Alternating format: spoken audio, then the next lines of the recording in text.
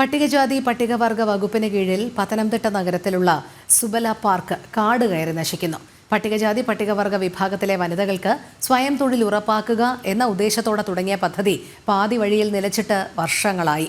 പദ്ധതിയുടെ ഉദ്ദേശലക്ഷ്യം പ്രാവർത്തികമായില്ല എന്ന് മാത്രമല്ല, ലക്ഷങ്ങൾ വിലയുള്ള ഉപകരണങ്ങളും ഇങ്ങനെ നശിക്കുകയാണ്.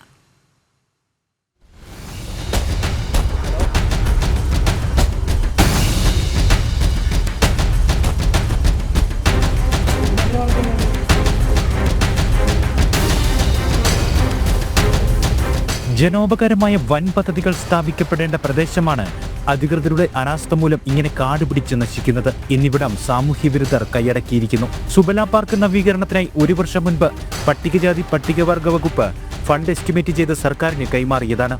ഫർണിച്ചറുകളും CCTV ക്യാമറകളും സെക്യൂരിറ്റി നിയമനത്തിനും ഉൾപ്പെടെയുള്ള എസ്റ്റിമേറ്റാണ് സർക്കാരിന് സമർപ്പിച്ചത്. എന്നാൽ ഒന്നും നടന്നില്ല. പാർക്കിനുള്ളിലെ കുളത്തിന്റെ നവീകരണവും പൂർത്തിയായില്ല.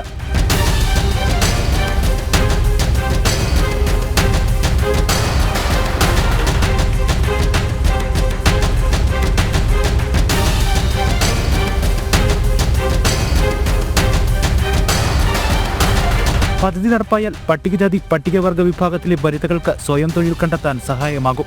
ഈ ലക്ഷ്യത്തോടെ ഇവിടം കേന്ദ്രീകരിച്ച് സ്ഥാപിച്ച തയ്യൽ മെഷീനുകൾ നശിച്ചുകൊണ്ടിരിക്കുന്നു. വലിയ പ്രതീക്ഷയോടെ എത്തിയ പദ്ധതി അധികൃതരുടെ അലംഭാവം മൂലം ഇല്ലാതാകുന്നു എന്നാണ് പരാതി. പത്തനംതിട്ട ആസ്ഥാനത്തെ സംബന്ധിക്കുന്നത് നമുക്കറിയാം, വിനോദത്തിനും വിചാരത്തിനും യാതൊരു വിധമായ ഇടങ്ങളും ഇല്ലാത്തൊരു സ്ഥലമാണ് പത്തനംതിട്ട എന്ന് പറയുന്നത്. പക്ഷേ അത് വളരെ ജനങ്ങൾക്ക് ഗുണപ്രദമാകുന്ന രീതി ചെയ്തു കഴിഞ്ഞാൽ മറ്റൊരു വിവരം കൂടെ തന്നെ പ്രധാനപ്പെട്ടത്, ആ ഓഡിറ്റോറിയം തുറന്നു കൊടുത്തു കഴിഞ്ഞാൽ ഇന്ന് ഒരു ഓഡിറ്റോറിയം എടുക്കണമെന്നുണ്ടെങ്കിൽ പട്ടികജാതി വിഭാഗത്തിൽപ്പെട്ട ഒരു കുട്ടിയുടെ വിവാഹം നടത്തണമെന്നുണ്ടെങ്കിൽ എത്ര രൂപ കൊടുത്തെങ്കിൽ മാത്രമേ ഒരു ഓഡിറ്റോറിയം എടുക്കാൻ കഴിയുള്ളൂ. അപ്പോൾ ആ ഓഡിറ്റോറിയം തുറന്നു കൊടുത്താൽ പട്ടികജാതി വിഭാഗത്തിൽപ്പെട്ടുള്ള ആൾക്കാർക്ക് അതൊരു ധനസഹായമാവുന്ന തരത്തിലേക്ക് പോവുകയും ചെയ്യും.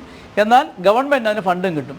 ഇതൊന്നും നടപ്പാക്കാതെ ആ പദ്ധതിയെ അട്ടിമറിക്കുന്ന തരത്തിലാണ് പോയിക്കൊണ്ടിരിക്കുന്നത്. തൊഴിൽ സംരംഭം എന്നതിനു പുറമെ convention centre, coffee area, boating, exhibition space, shuttle court, theatre തുടങ്ങിയ വിപുലമായ സൗകര്യങ്ങളായിരുന്നു പാർക്കിൽ വരേണ്ടിയിരുന്നത്. ജനം, പത്തനംതിട്ട.